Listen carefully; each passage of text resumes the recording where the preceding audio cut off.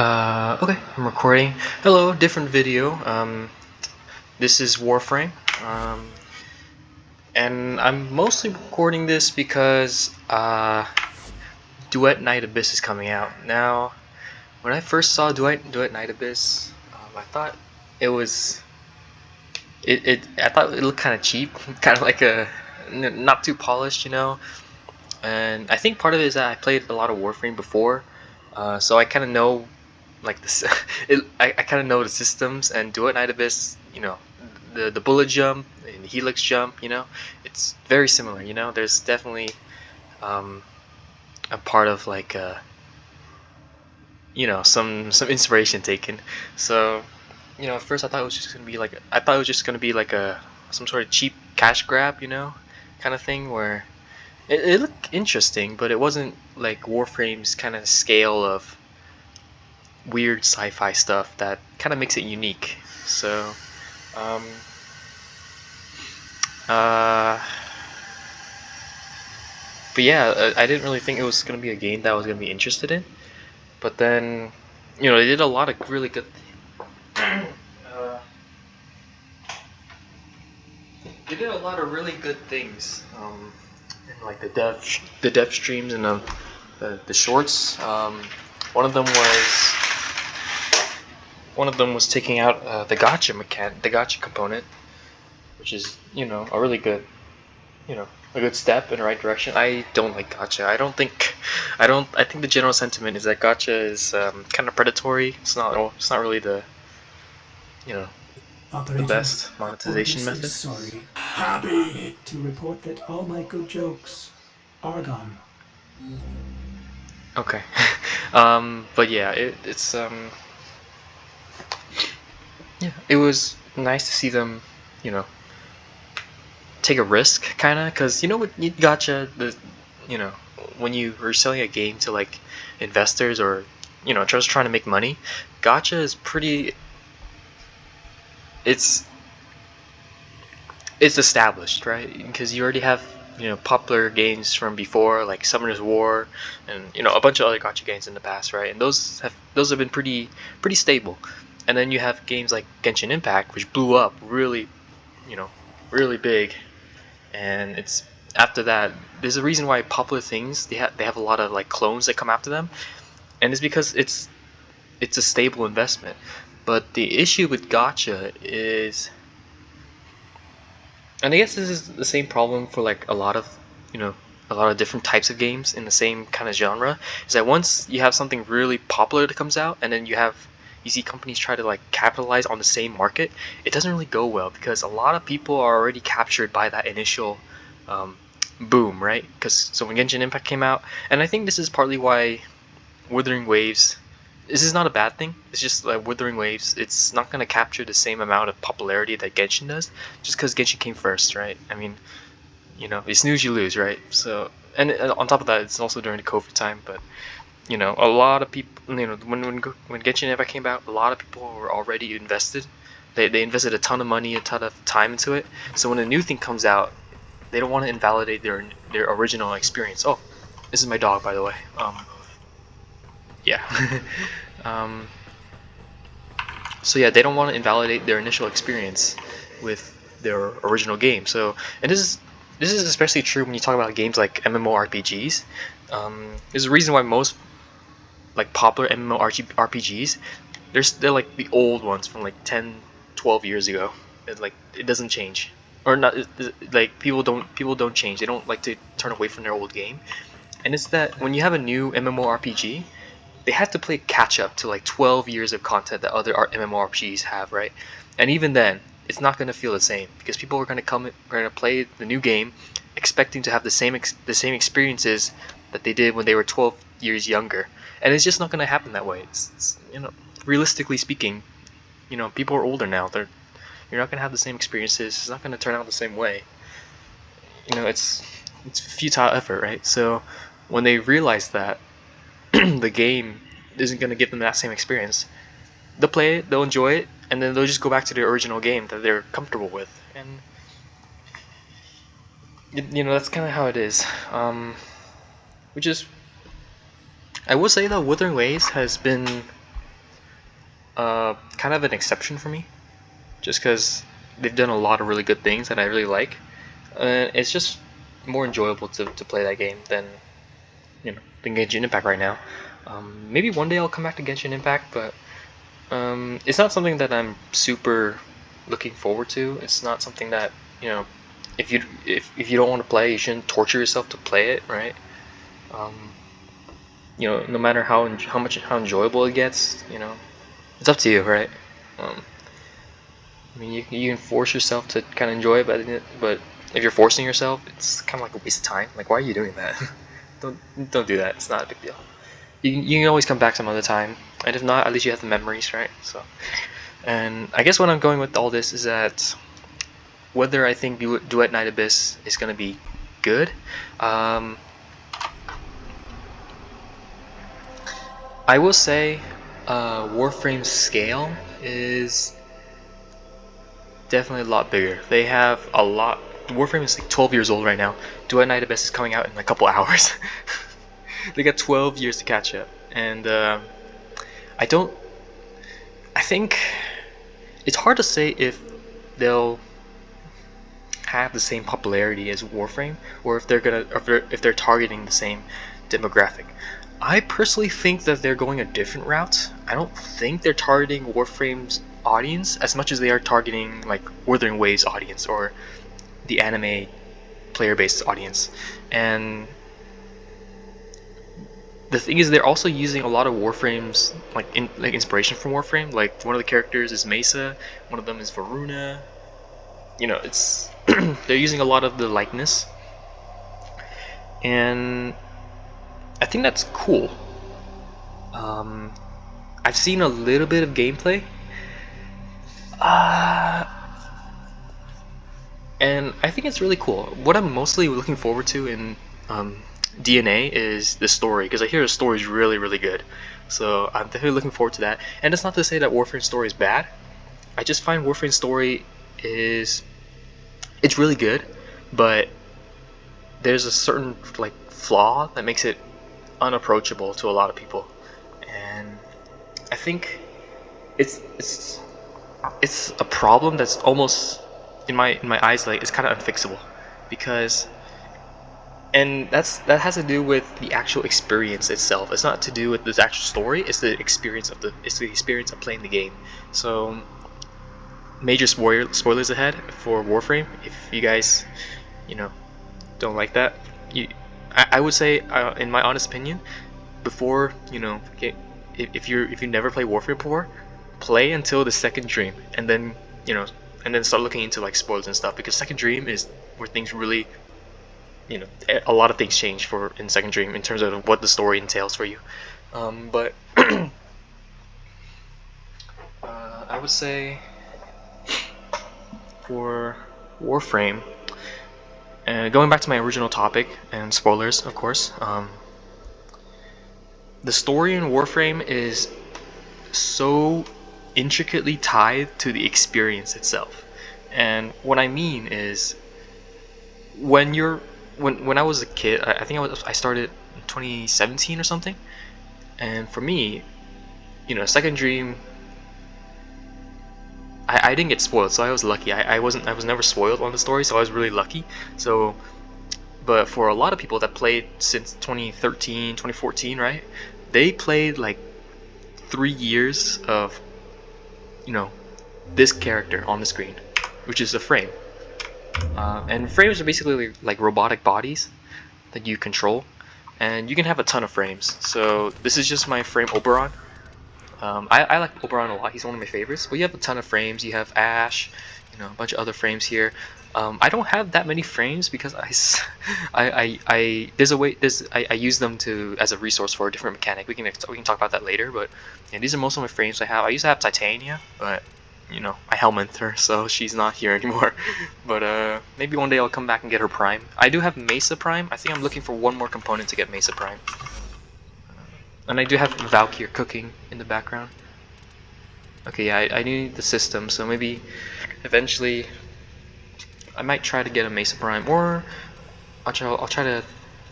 Anyway, I'm going way off topic. The issue So with the story, you play as a frame, right? And that's, you know, how you start the story off. The Lotus is talking in your head. She's giving you directions on what to do, and you're kind of just going through the story as this person, right? But once you hit the second dream, major spoilers coming up. So please look away. If you haven't played Warframe story, this door is gonna open, and you're gonna see this guy, and you find out that this is your actual character, the kid in the seat. Well, not a, this is the Drifter, is a different entity, but essentially you're actually human piloting these robotic bodies through basically Bluetooth, right? And the reason why that was such a massive moment is because for the first like 3 years of Warframe, everybody was assumed that they were just this person, right? They just assumed they were some weird gnarly alien that happened to have some human characteristics, but for the most part they're like alien things that are killing other things, right? So when Second Dream came out, after 3 years of working through systems, getting understanding the mod system is a freaking feat in and of itself, bro. It's insane. Like crafting things, getting pets, getting companions, doing relics, all the content for 3 years, and after that they show you who you really are, and it turns out you're a lot closer to human than you actually thought you were, right? And I think that was really impactful because it kind of validates a lot of your experiences in terms of personal development, right? Like, and I'm talking about like player. I'm talking like the main character development, right? I think Withered Ways 2.7 also did this. I have some of those reactions on the channel as well, but basically they make the main character an actual character. They develop that character into something that's important to the story. So yeah, that's why I think Warframe's story. But the issue, back to my original issue, why Warframe's story is like, it's like difficult to get into.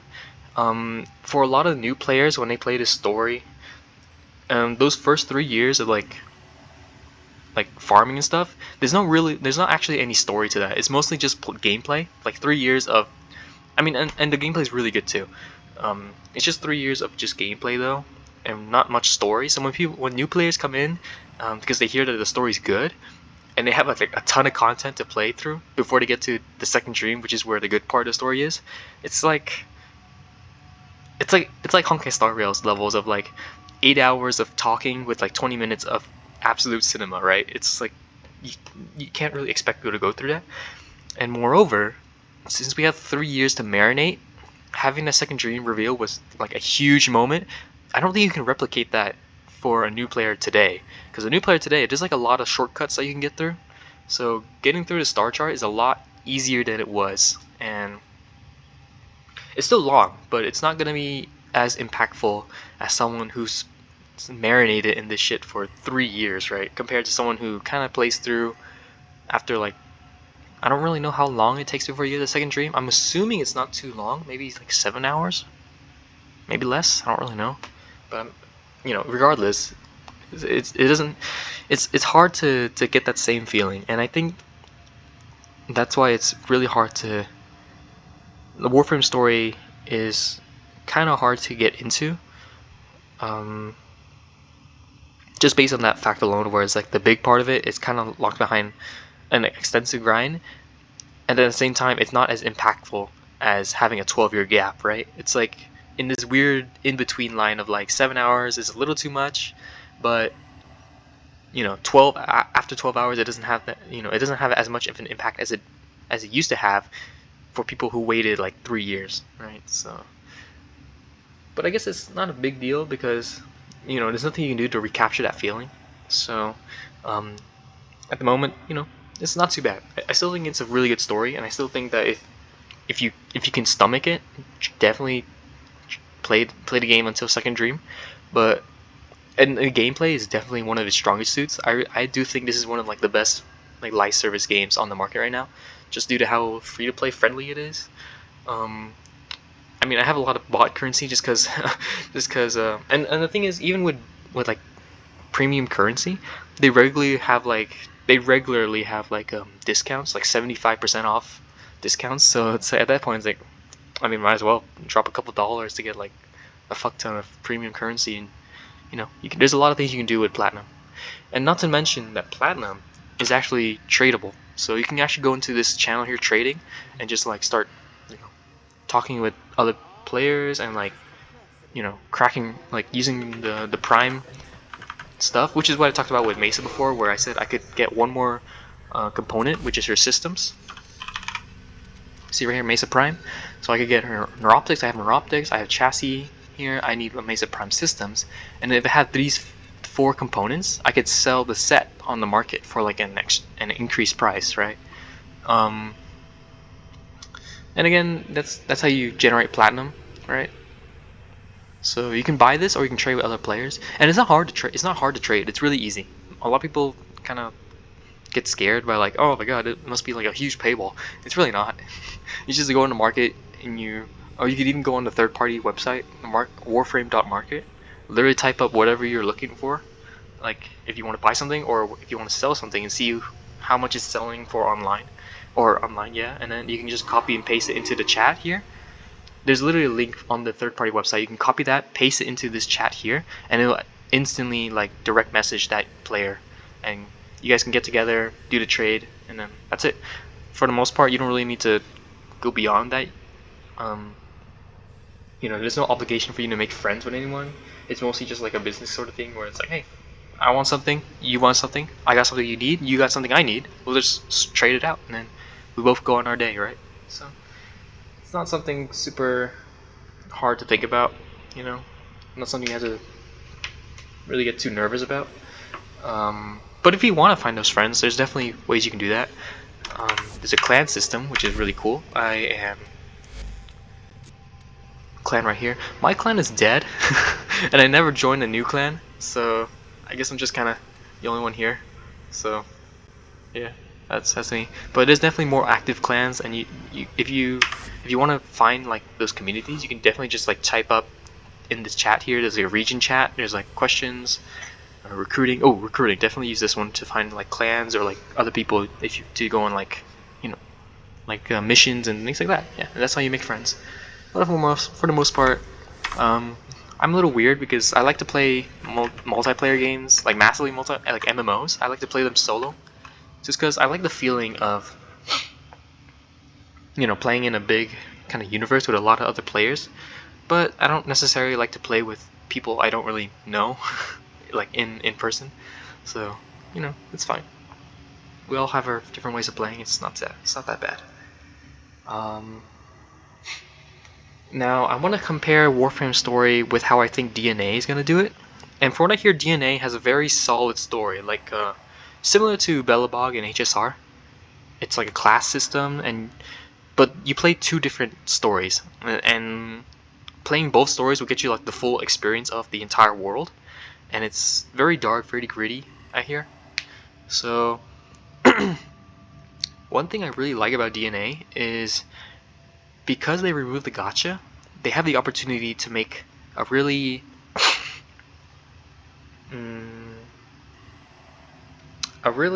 focused story where they can make each character, they can like develop each character individually and have a lot of really cool like character development for each character, as opposed to like a gacha system where each character only gets a certain amount of screen time before the higher up says, okay, you gotta wrap it up, turn it to the next character so that we can sell our next unit.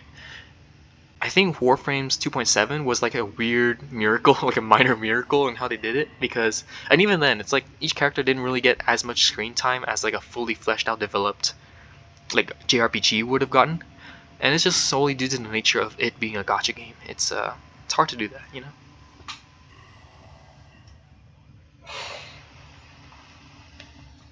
Oh man, I need to have some drink some water.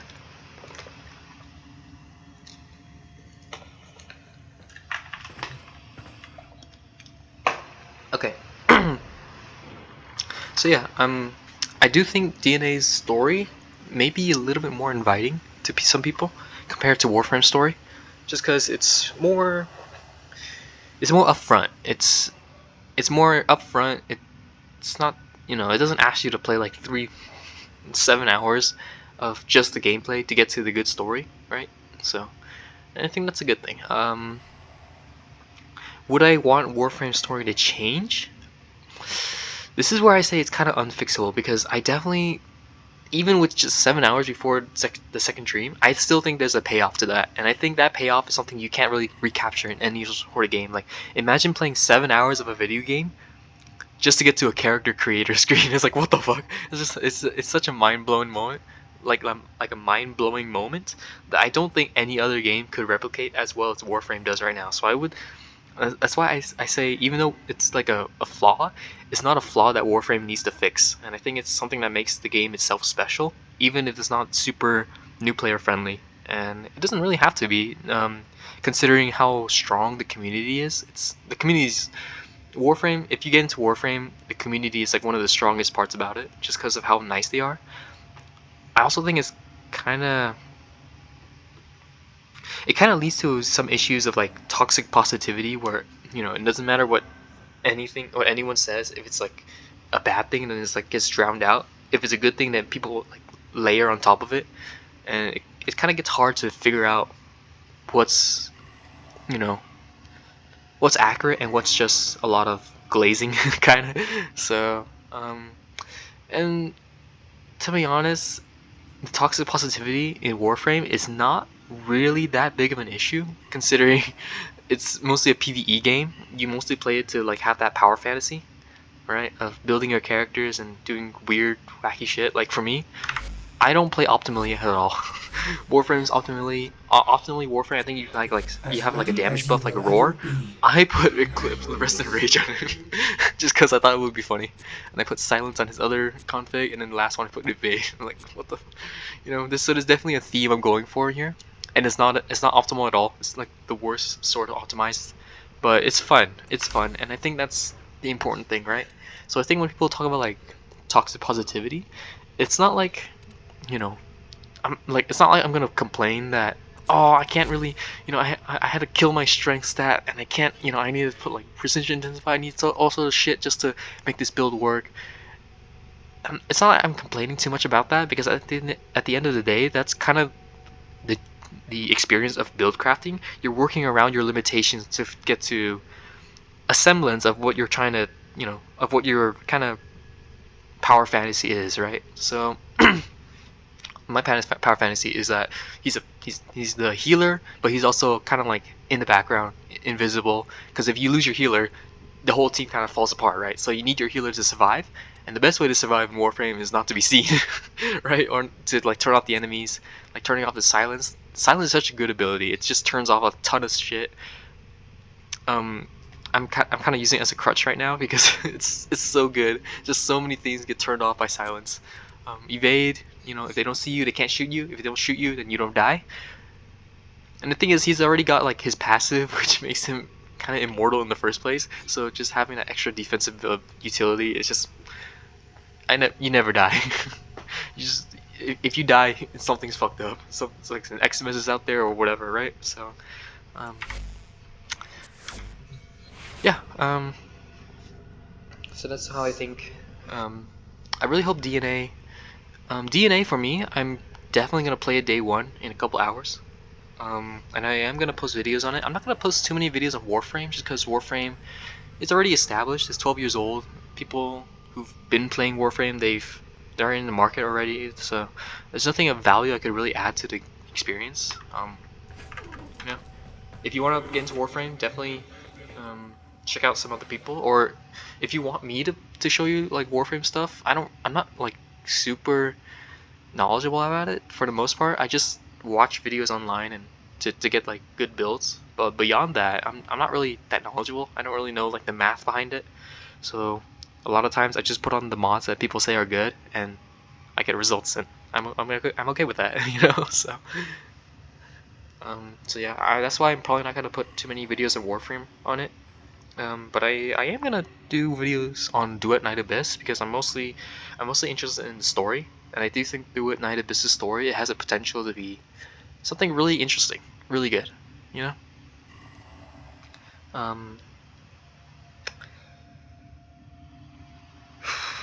Some worries I have about it.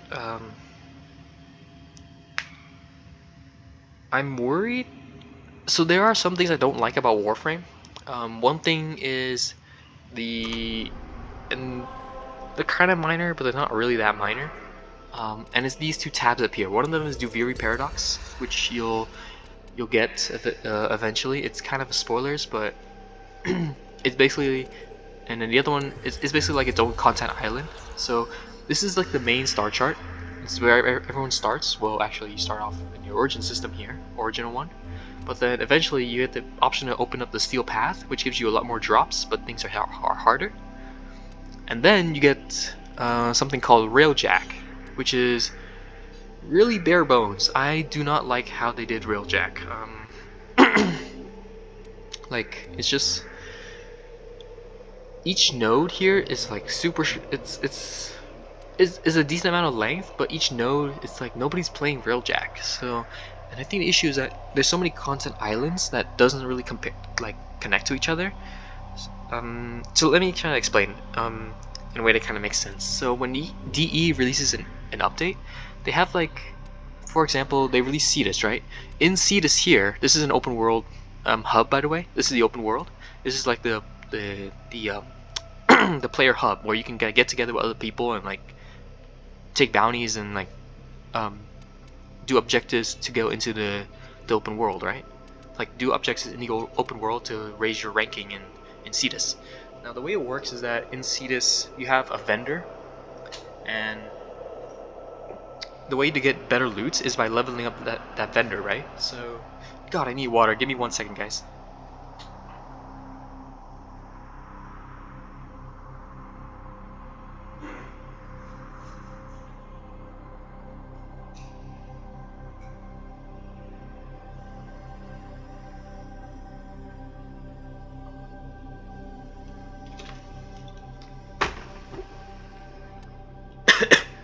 Okay, I don't know. It's just, I think it's because it's kind of early, so my voice is kind of strained.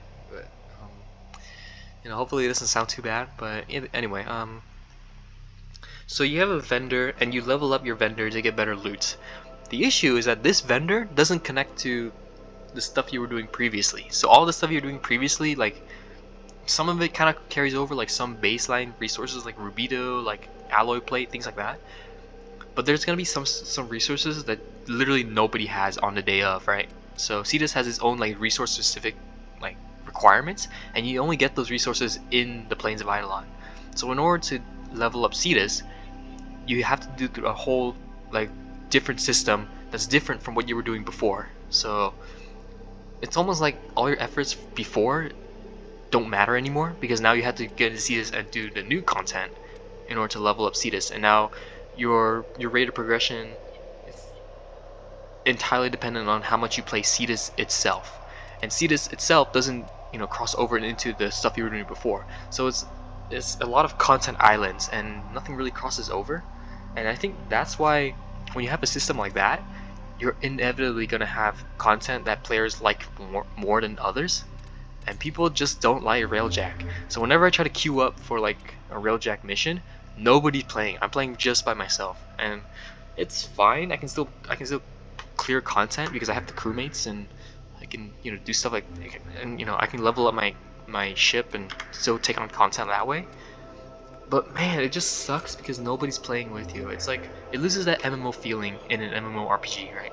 It's like playing in a dead world. It just sucks, man.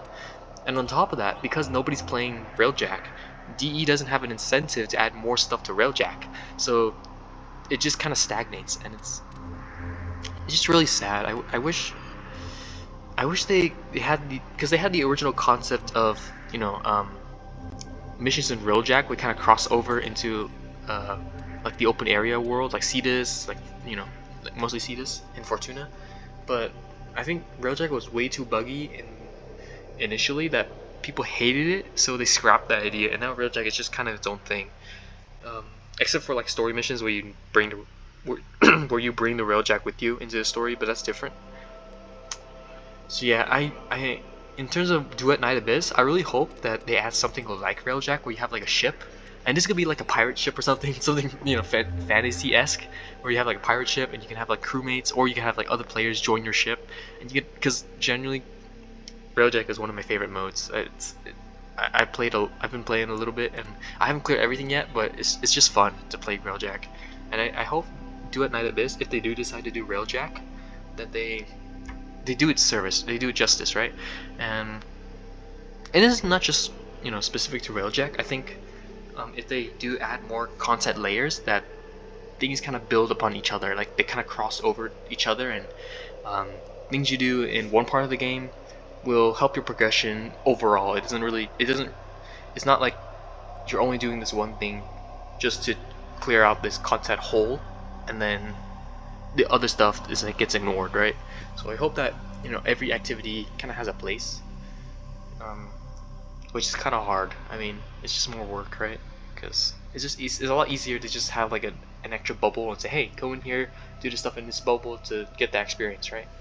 It's a lot harder to kind of integrate that into the main game. So yeah, but I mean, it's not really a big deal if they do exactly the same thing that Warframe does. Um, it's just something that I wish that they would, you know, just because I know my tastes don't necessarily align with most people's, so it's fine. But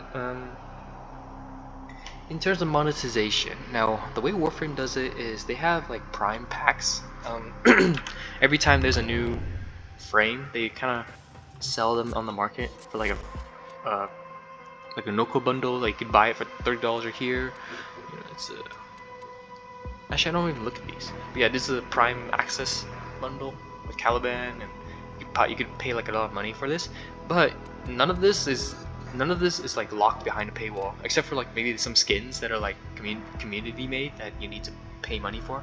And I mean, it makes sense, right? If the community makes a skin, if like a Joe makes a skin, and DE is using that skin in game, I mean, Joe should probably get a cut of the profit, right? So, I mean, that's why it's paid only. But there's definitely some skins you can still pay like platinum for, and like I said, platinum is this currency here, and you trade online. You can get platinum for free by trading with other players, right? So, yeah, a lot of the new content, the way they do it is that they release like the Prime bundles, and most of the whales will usually like buy those bundles to get like new stuff and stay powerful.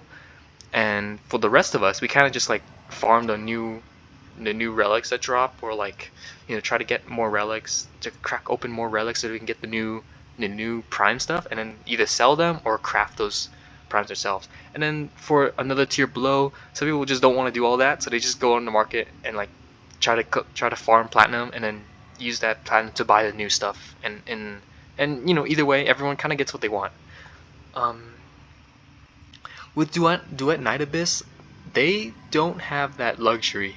Um, they could sell new characters as like packs, but at that point it's going to be way too much pay to win, because I don't think they should have a player-driven market when the game releases.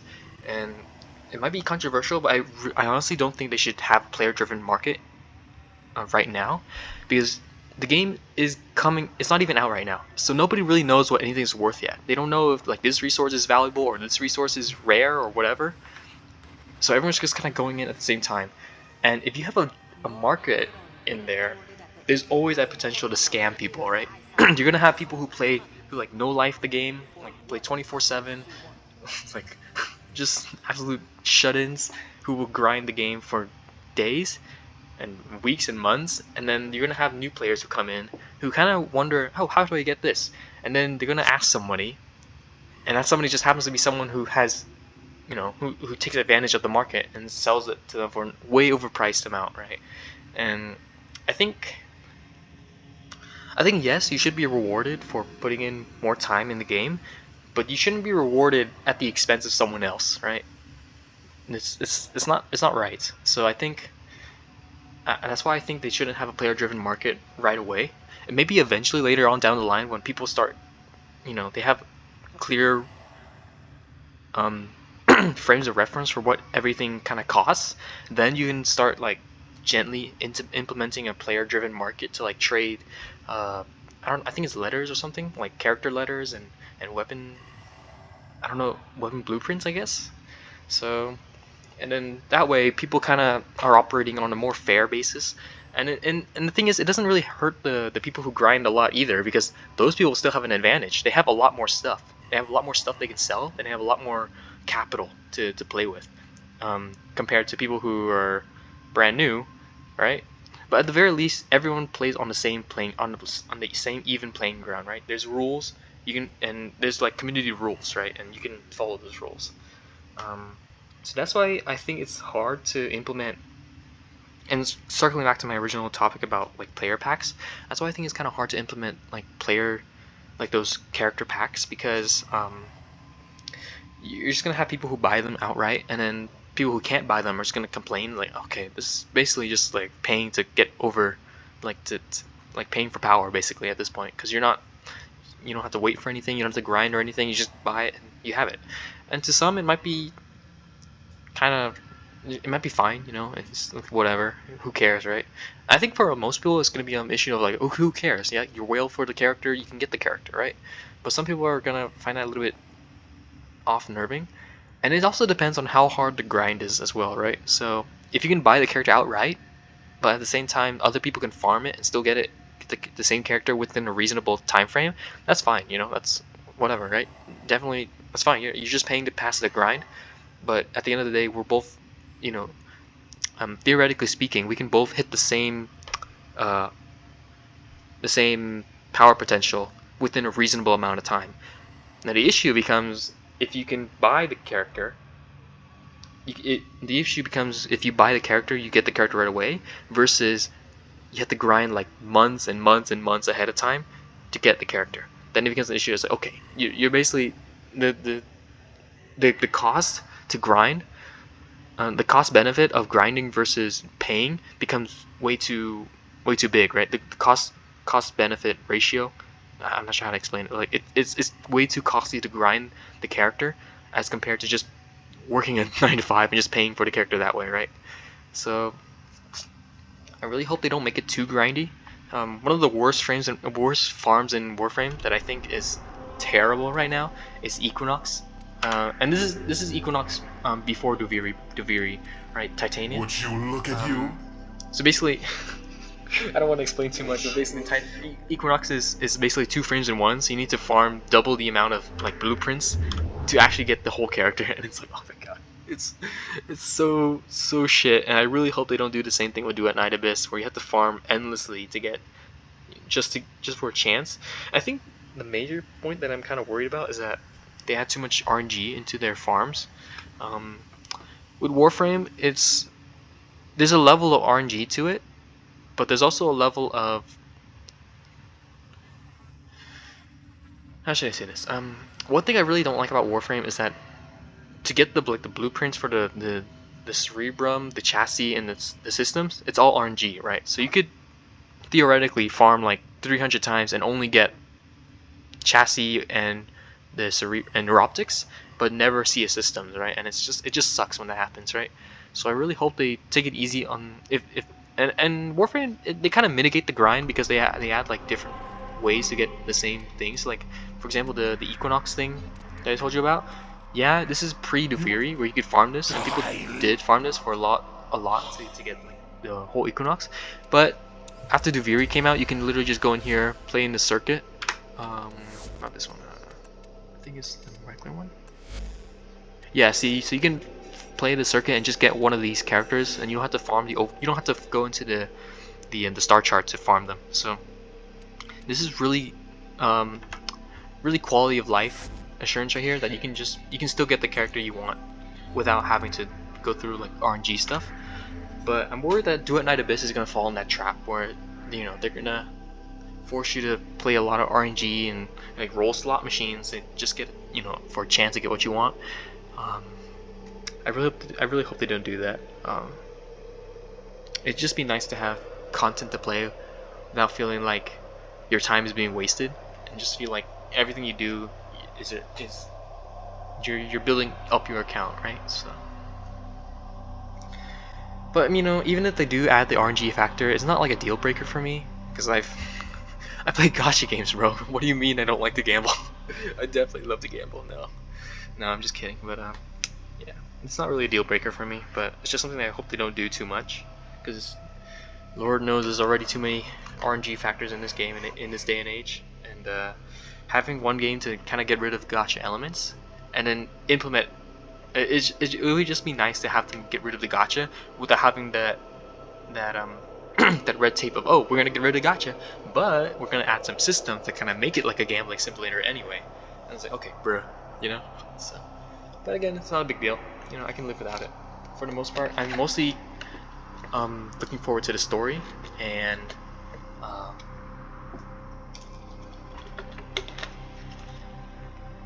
yeah, mostly mostly just the story and man, I'm just excited to play a new game. You know, it's been a while since I've actually played something new, and um, for me, it's just the feeling of playing a new game. It's really hard to recapture it, you know, because with most people when they play it, you know, like I said, most people like the security of having their main game and like having their investment in it like worth something. So that's why they mostly stick to their one game. But I think there's something really cool about starting a new game and just having that entire world to explore. Um, you know, like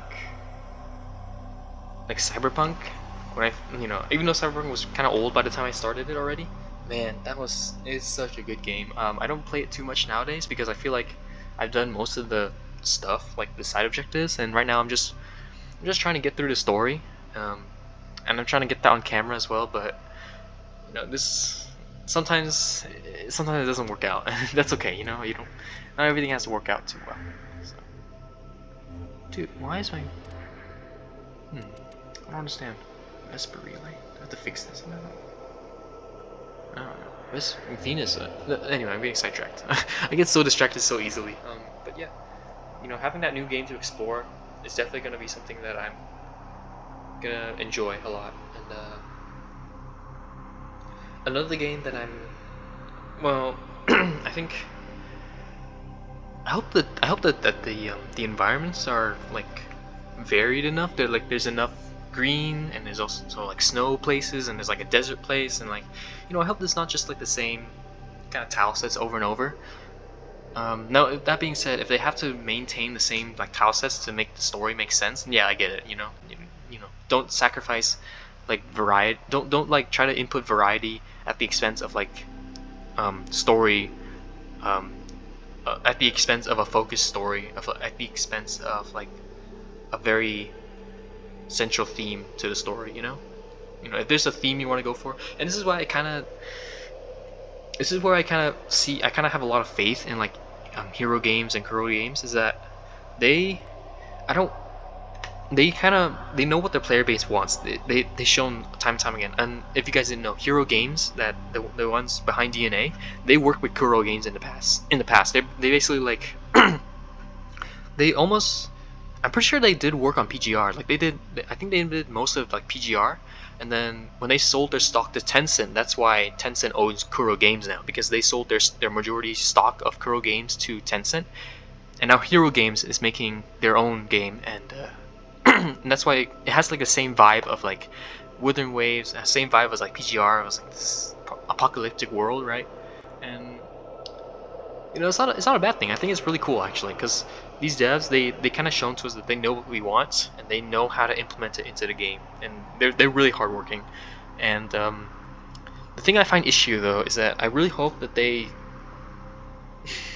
I hope that they stick to their vision, because one thing I always lamented about in Kuro games is that this might be spoilers, and I'm probably killing any chances of like a sponsorship or anything. To be honest, I'm not really looking for a sponsorship, but fuck it, you know. So from what I've heard, from people who played the Wuthering Waves like betas, the story was a lot more. It made sense in the context of what the world was. Like it was like post-apocalyptic. Nobody trusts anyone. Um, yeah, it was just kind of, it's the kind of story that makes sense. But people didn't. But I guess people didn't like how it made, how the characters like didn't like the main character as much. It kind of, I think it was like a balancing act of like they made the main character way too, or they made the side characters too unlikable compared, and it just, how do I say this? It just made the story feel, I guess, strange because. Get me in and get ready to defend. I need access to a terminal. Find one and patch me in. Man, I can do this shit without I can do this without Actually, I just stay here, right? Yeah, just you can fall asleep and just hang out. Okay. But yeah, basically it's just I'm in, Tenno. This will take a moment. God, how do I say this? Right, yeah. So it made it so that the Kuro Games was Those oculists are scanning for targets. they kind of yielded to the player base's expectations a little too much, and because they yielded so much, now the story is like way too much about, oh, Rover is like this god who can do everything good, and you know everybody loves him, everybody falls head over heels for him, and it's like sentient forces eliminated. It kind of gets old. It's not. I don't necessarily think it's a bad thing that everybody likes Rover, because there's like an explanation for it. I think it's like something to do with like his frequency or something. That's like it kind of makes people trust him innately. But at the same time, it kind of gets tiring because now every character is just reduced to, or not reduced, but like every character's interactions with the Rover is essentially, hey, I like you, let's hang out, you know? There's no conflict there, there's no like, and I guess Frolova is like the exception, but even Frolova, she's kind of like, you know, she knows, actually I think Frolova's actually done pretty well. They did Frolova really well, and I think that's why Frolova is such a fan favorite, is because she just breaks that norm of being the character that follows Rover like head over heels for Rover, or like you know things like that. Like they don't worship Rover as much, and it's not to say it's a bad thing that the characters quote unquote worship Rover, because I mean there's a lore reason behind it. You know, it just would be more interesting if they added more variety to the character interactions, like more characters who you know are a little bit more morally gray. That would be kind of cool. I'm in, Tenno. This will take a moment. You are surrounded by Grineer Marines.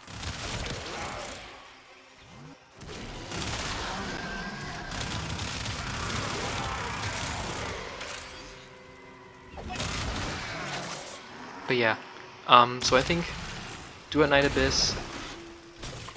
For Duet Night Abyss, I think they have an opportunity to make a really cool story. And so spoilers for the story if you guys don't know. Oh shit! That guy just killed my entire blob. Continue to defend. But yeah, spoilers for you don't know. This appears to be like the story of DNA. Spoilers, by the way. Stay focused. There's a heavy unit approaching. It appears to be some sort of like class system where like humans and like I guess devil people, and I guess like they're like there's two races at odds at each other, and it's kind of like Velibog with the overworld and the underworld, right? So I think there's definitely an opportunity here to make things pretty interesting in how they interact with each other, especially with like having two main characters. Keep moving. That would be really sick. It would be really cool to see. But yeah. So either way, I have faith in their story because I hear a lot of good things about it, and I don't imagine that there's too many bad things that were said about it. I didn't hear anything that was like super negative about the story in terms of like the CN side. I'm in, Tenno. This will take a moment. So yeah, I hope that they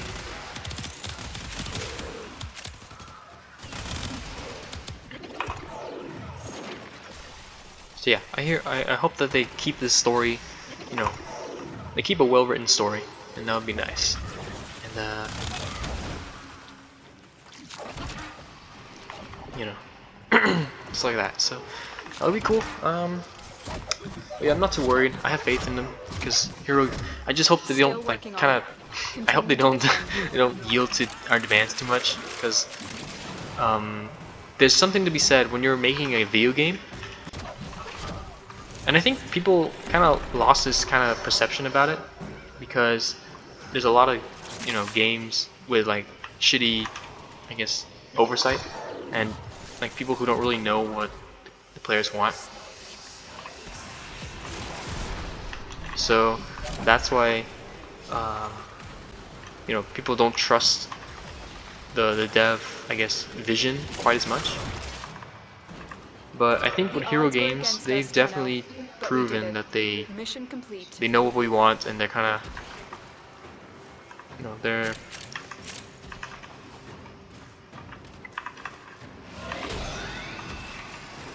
know, they've proven that they know what we want and that they're willing to you know, give us what we want and things like that.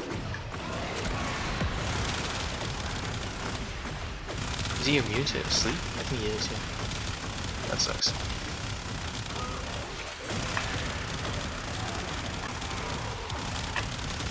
I'm gonna try and mow him down real quick. I need to focus up. That's not all good.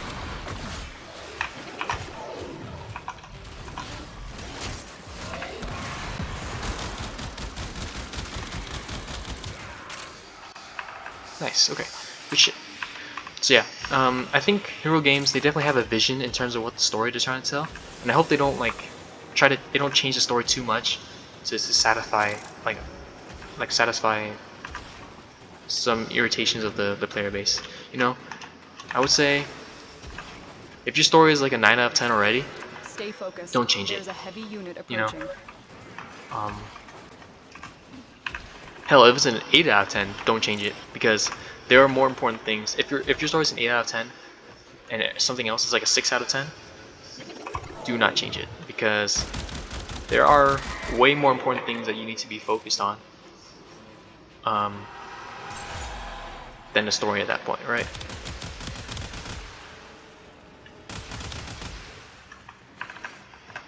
You know, now if your story is like a 6 out of 10 and your something else is like an 8 out of 10, then yeah, work on the story. If everything is a 6 out of 10, bro, work on everything first. You know, work on the story first, because it's a personal opinion, but like I would hope they work on the story first because I'm very much a story-driven kind of player. I like the story a lot, but I like stories in the video games a lot. So you know, I find that I can deal with most kind of games as long as they have like a compelling story, they have like a compelling, you know, narrative behind it, or if it's just like funny, you know, like HSR. It's just like a meme game, and it does have a pretty good story too. So I find I enjoy that a lot. It just doesn't matter like what kind of game it is, you know. It doesn't matter what kind of game it is as long as you have a good story. But I know there's not everybody. There's gonna be some people who definitely enjoy like the gameplay over the story. So I think it's at that point it's a lot of trying to listen to your community for feedback, but at the same time kind of having I guess the foresight to stick to your ideals and stick to your original vision, right? Because honestly, I saw some, I guess some snippets of the Wuthering Waves story before in the beta, and honestly, that's a really cool story. It's like kind of gritty, very dark. Nobody trusts the rover at first, so he has to kind of build that reputation up, and then once he does, then people start opening up to him, and then, you know, it makes sense, right? But with what we got on release, it's kind of like, why do these people trust me? I'm literally like in the middle of nowhere. Like I'm just some random person. It doesn't look like I come from their city. Why? How? It doesn't make any sense, right? Like if you're in a post-apocalyptic world with like monsters all around, and you know there's like raiders out there too, you wouldn't just bring some random guy in, right? So it doesn't make sense. I guess they kind of clarified that with Jin Shi. Not really, because she didn't really name us by name. She just said like it's a very important person, and then Chixia and Yang Yang were like, "Oh, this important person. Do you think it's Rover?" And I was like, "Oh yeah, it must be Rover." I'm like, "Oh, how do you know that?" You know. So that's For why this I'm kind of saying is like, oh, consultation, this is probably just because it is the therefore frequency that Rover reluctant has. to allow animals on board. In Orbis's experience, But animals yeah, do I think not Duet Night help Abyss. determine So I'm just course. hoping that Hero You Games, Lord. because they do have a clear vision for what DNA is gonna be in terms of what the story is, and I think they stick to it. Because they're cooking something there. They're cooking something really good, and I just hope that they, you know, they listen to your player base in terms of gameplay, in terms of like, you know, combat, movement, mechanics. You can listen to community on that because that tells you if the game is fun to play. But in terms of your story is enjoyable to experience, that's something that only the devs know. That's something that only the devs have like their vision on. And believe me, if their vision sucks, the community will tell them. But it's not something that it's like a giant ship, right? You can't just change the vision on a snap of fingers. I take it back, you can. I think Snowbreak Containment Zone did that, and it's pretty popular now because of it. But it's not considered like an art, at least in my opinion. Snowbreak Containment Zone, the story, it's not considered really art because they sacrifice their vision to kind of pander to the audience, and it's not a bad thing because there's definitely an audience for that. There's definitely like value in that, and I think if they hadn't done that, they probably wouldn't be even be in business, right? So if you have to sacrifice your vision for the the survival of the game for your like livelihood, I mean you got to do what you got to do, man. And I think honestly, Snowbreak looks kind of fun. It looks kind of fun, and it just kind of sucks that it wasn't popular enough to maintain its like story vision. So yeah, that's too bad. But there are other games that offer that kind of vision and experience, and I hope that with Hero Games, um, with their experience working with Kuro Games, with their experience like knowing what the player base wants, and I hope that they have a good vision of what their story is, and really like keep their heads down, and cook on that. In terms of like in terms of like gameplay, in terms of mechanics, things like that. Yes, listen to the community, because those things are like if you fix them fast enough, people will they can tolerate it, right? If you can fix it fast enough. But in terms of the story, that's something you can't fix on a dime, right? If you change the story too fast, people are gonna be so confused. They're gonna lose the interest. They're gonna lose their investment in the game, and it's just gonna be like, okay, the story sucks, so I'm just gonna quit, right? And stories like storytelling, story like writing a story, it's not something you can do on a whim.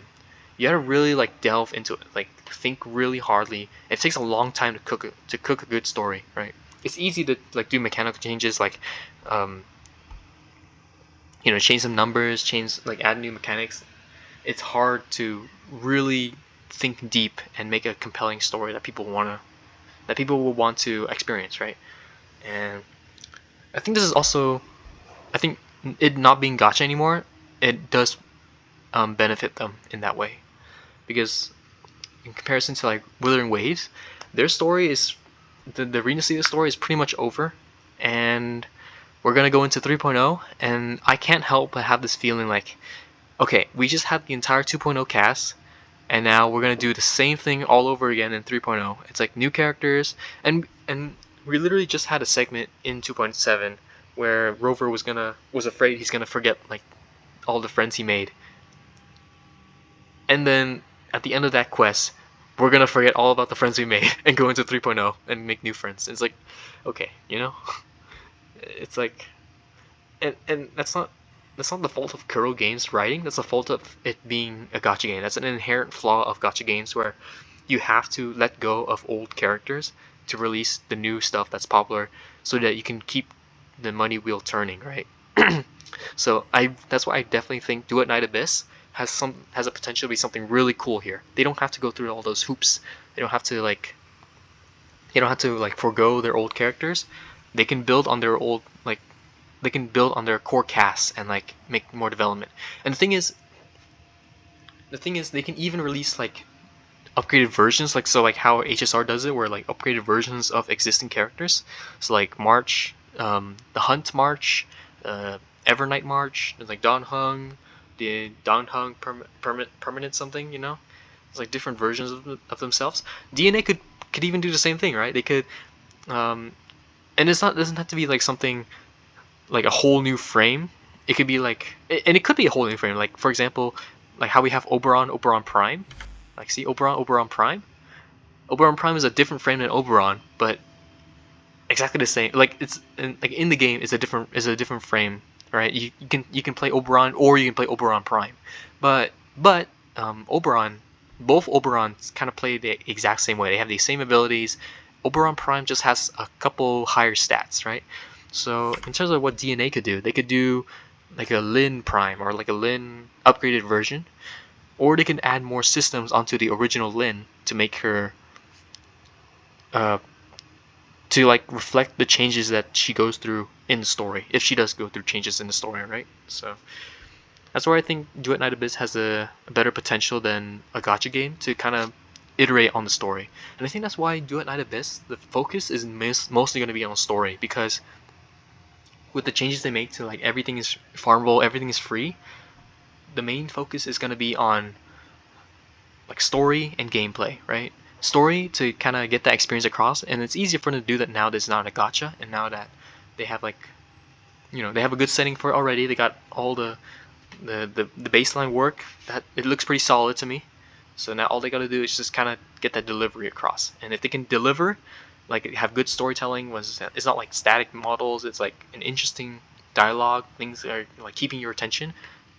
Banger story, 9 out of 10, 10 out of 10, you know. And on the other side, there's going to be some things that you can do that once you finish the story. So once you finish the story, you go into gameplay, and gameplay is going to be dependent on how repeatable is your like farming method. Is it enough content to sustain us for the next 3 months until you release the next story, right? Is it a pleasant gameplay experience? Do I have to jump through like 10,000 RNG loopholes in order to get what I want, or is there a way to guarantee that everything I'm doing is beneficial to my account, is getting that progression up, right?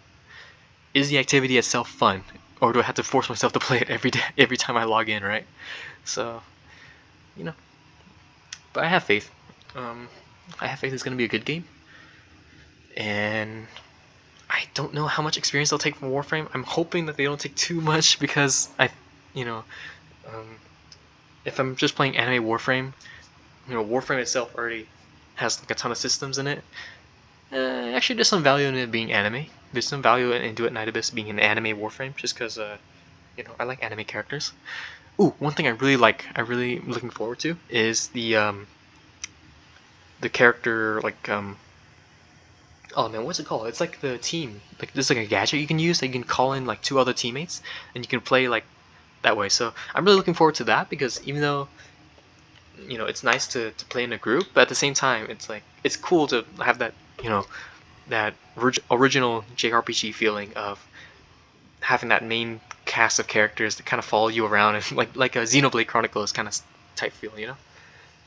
So that'd be really cool.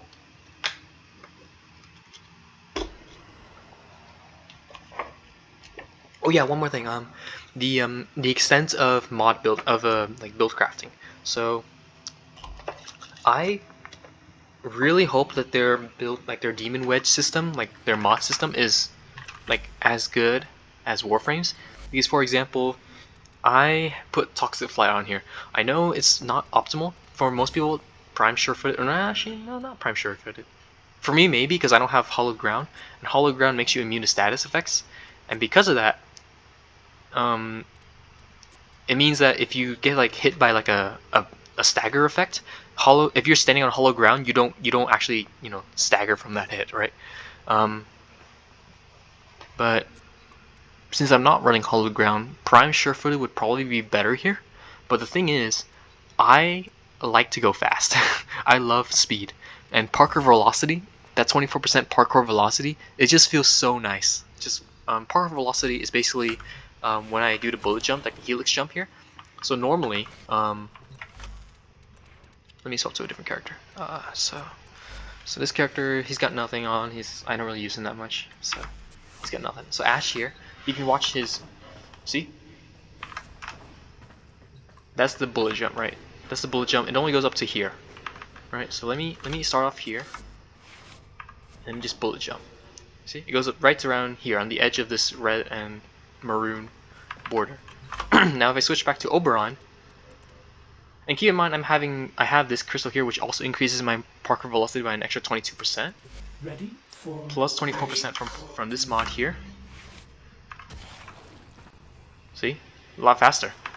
And this is me just doing the bullet jump with no extra input, right? If I was holding forward the whole time, I'd probably go a lot faster, a lot farther. See? If you hold the forward input, then you go a lot farther and a lot faster. And I think it also impacts your roll as well. If you roll a lot farther, roll a lot faster, things like that. And it just makes things feel a lot more smoother.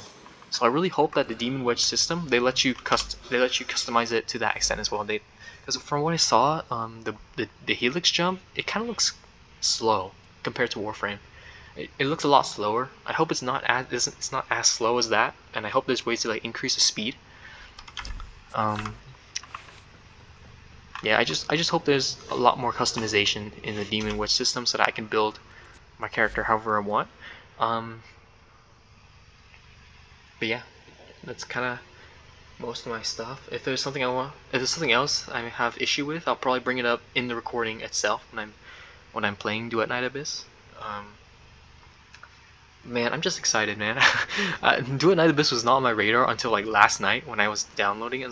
I was like looking up, posts and like doing work, and I saw online it's like, oh, Duet Night Abyss is coming out in 2 days. I'm like, oh shit. I mean, it looks like Warframe, and I like Warframe, so I might as well give it a try, right? And then when I got the launcher and I downloaded the launcher, it's like, man, it kind of looks pretty polished. Like the background, the setting, it looks pretty polished, and I like the music too. So I mean, now I'm pretty excited, and it's probably just because it's a new game and I'm looking forward to it, So it comes out in about 8 hours for me. So I mean, you guys will probably have to wait for tomorrow for that. Or not even tomorrow, maybe like in a couple days for that.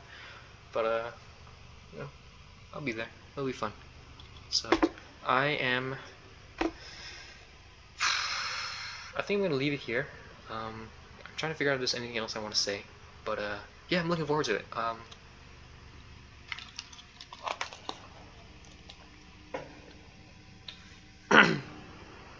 Man.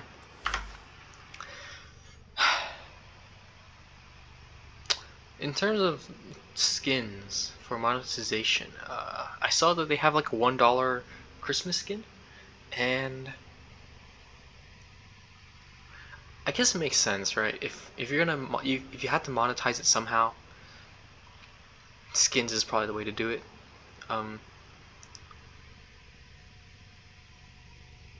Yeah, it's only $1, But the thing I don't like about it is that it's releasing day one, and you already have a skin, like a Christmas skin, for $1, right?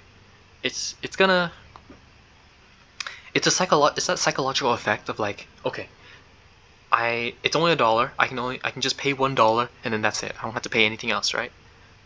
But the thing is, in psychology, I forgot the phenomena, but it's this psychology of, okay, of like, once you pay money in a game, you're kind of invested already. So at that point, it becomes easier for you to pay more money and more and more and more.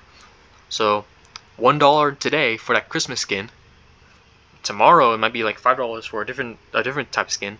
The day after that it might be $10 for a different pack. And it just keeps adding up. And then I don't know how I feel about it. It's like on the one hand I get it. They have to make the money somehow, and skins is probably the easiest way. On the other hand, it's like it's kind of, I don't know, it's kind of blatant how they're kind of playing into that psychological the psychology of like getting people to spend money so that later on it becomes easier for them to stay committed to the game. So what I'm planning to do is I'm probably planning to, because I think there's like a limited time. There's like a limited time before the skin doesn't go on sale anymore. So it's $1. It's $1 on launch, but I think after maybe a couple months or so, it goes back to like the original price of however much it was. And I think I'm gonna wait until like the very last day to decide if the game is good, and then I'll pull the trigger on buying the skin if I want to, right? So, and again, it's not a bad thing because it's infinitely better than having a gacha system where you're never guaranteed what you want. So having that system of just, you know, of being enticed, it's like, okay, preferable, you know, it's preferable. I prefer that. It's not a big deal. So but yeah, I am looking forward to the game.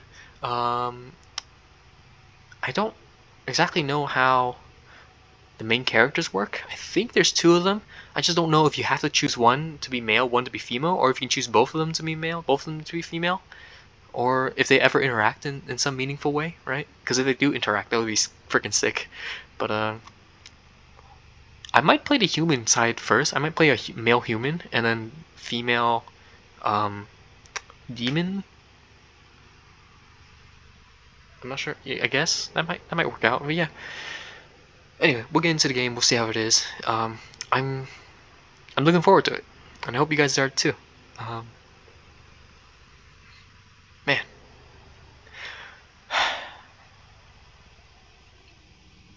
yeah. I don't know. I'm just having this weird feeling of like nostalgia for some reason. I guess, you know. I don't know. And again, these videos aren't really like for content. They're mostly just because it's mostly for me to like, kind of like look back on how I sounded when I was a kid, what games I played as a kid. You know, just because you know, it's nice. Man, my Oberon looks so damn cool. I spent so much time buying like cosmetics for this Oberon, man. He looks so I like his look. He's so cool. Okay, that's it for me. I think I'm gonna log off and just